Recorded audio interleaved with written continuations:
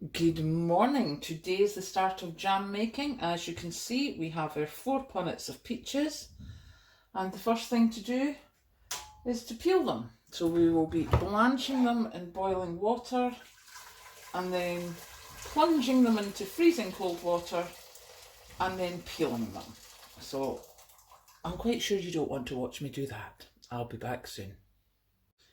Now the peaches are peeled. Next on the list is to de-stone them, which is basically, if it doesn't happen easily, I'm quite happy to just rip this up, because what I need to do is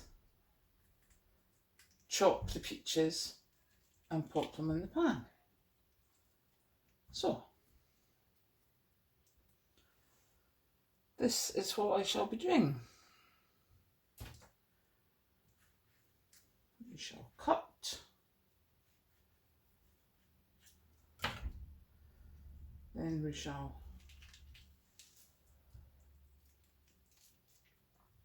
de-stone, and then chop it up.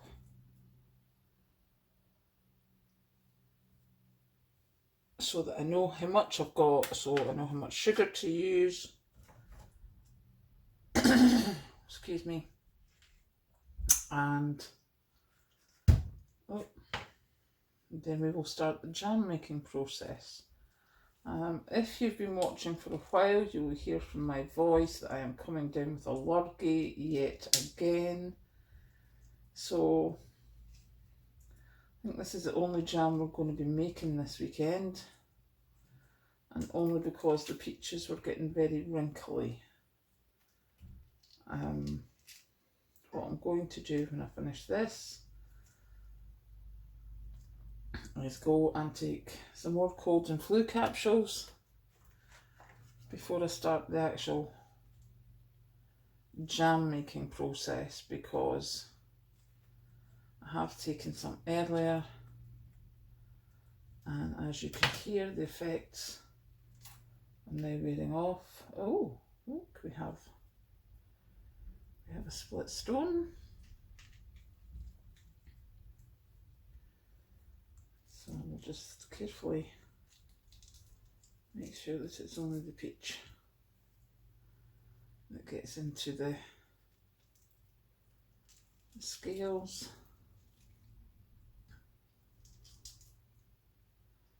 There we go. Okay, I shall return. Here we have the second pound weight in peaches. So we're going to pop that into the pan. And then what we're going to do is take a bag of granulated sugar. Now this is 2.2 pounds, so just over the same weight as the peaches. I'll pop that in there. Get a wooden spoon and give it a mix. Now what I'm going to do is let this sit for a while, so that the juice and the sugar and the fruit starts to mix, and it just seems to make it so much easier to make the jam if you let it do that. So we will be back in a while, and then we will start cooking jam. Here we are now, probably about hour and a half, couple of hours after I first put the fruit and the sugar together. As you can see, a lot of the sugar has dissolved, so that saves us having to worry about that as much. What I've done just now is turn the heat under that onto full. Ow. And we'll just wait for that to boil. If you saw the live that I did last Sunday, you'll realise or you would have heard me say, it's a rolling boil. It's not a nice little polite boil. It needs to be a rolling boil, otherwise you have to reboil it and it's dreadful. So I have now learned rolling boil. So I'll come back once it's heated up. As you can see, this is just starting to come to the boil. So what we're going to do is we're going to add some lemon juice and a teeny weeny, that might be a bit bigger than teeny weeny, bit of butter, which seemingly stops as much scum forming on the top, so we shall see. But now that we're at this stage, I don't want it to be at the top heat. So my cooker goes from 0 to 6, so I'm going to put it down to 4 and hopefully that'll do. Here is what the boiling is. I actually turned it back up to number 5 and I'm still not happy with that. So we're going back up to full power. We'll give it a bit of a stir. And we'll see how we get on as it heats up.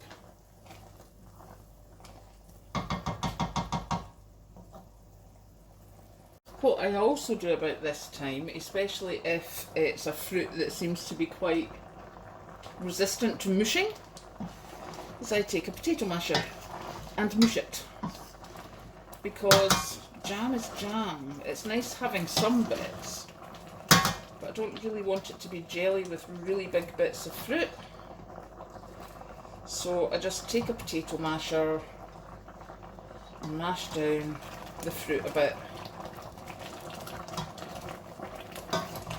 And that'll just help the texture of my jam.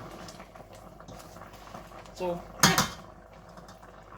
Smushing, mushing, squishing, mashing. Just making the bits smaller so that they cook easier and the texture of the jam is not as lumpy. As you can see, we have lost a lot of the foam, so now we'll just let it boil back up again. Okay, this is where I am going to stop now. As you can see, the foam's not as bad. I think it's had enough.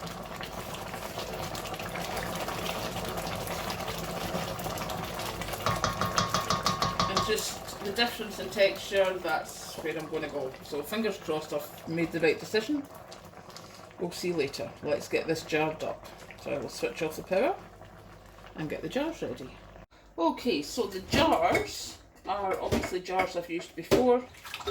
They've been in the dishwasher, but just to make sure they're hot enough, they have been in the sink with water. So here we go. We're going to move this across here. Can you see that? Just about. We'll move you across there a bit. There we go. Okay. Cross your fingers. Because the last thing you want is your jars breaking because they're too cool for having hot jam put in them. Now obviously this is a big jar, it's not like a normal jam jar. And that's because I mostly have toast and jam every morning. Now, this jar is a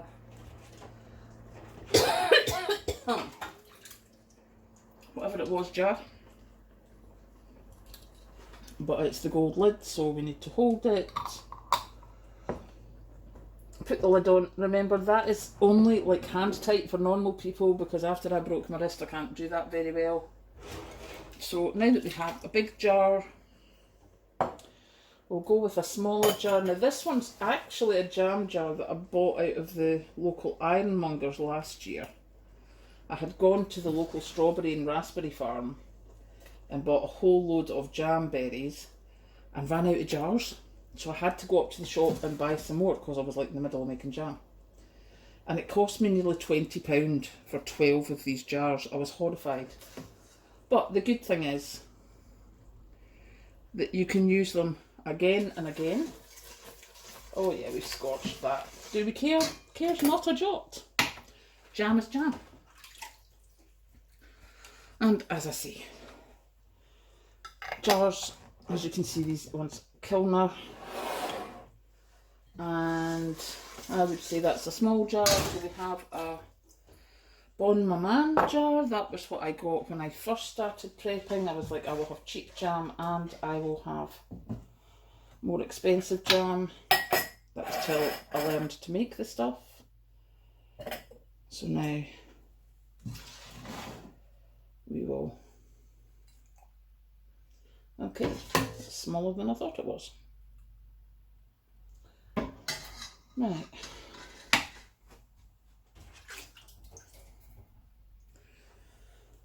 Nice red and white check lid for this one.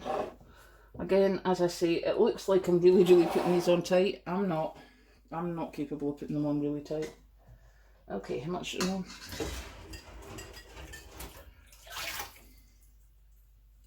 Obviously, another big jar this time, which there's not an awful lot of jam left for it, but it obviously is just going to be the first one that I use. And now, what I'm hoping for is that as this cools down, these lids should ping as they seal, because this button will go down as it cools. So fingers crossed for that lovely pinging noise. Oh yeah, this one's just like pointless. Goodness gracious, I should have done 2 big jars and 1 small one instead of the other way around. But this one will just, in the case of it, will just sit in the worktop and I will use it in the mornings. And there we go. Now, I would advise, when you have done this, the first thing to do is get this pot in the sink with the hot water that you have the jars in. And some more cup liquid. And as you can hear, everything else in my sink before it gets hard. Catch you later.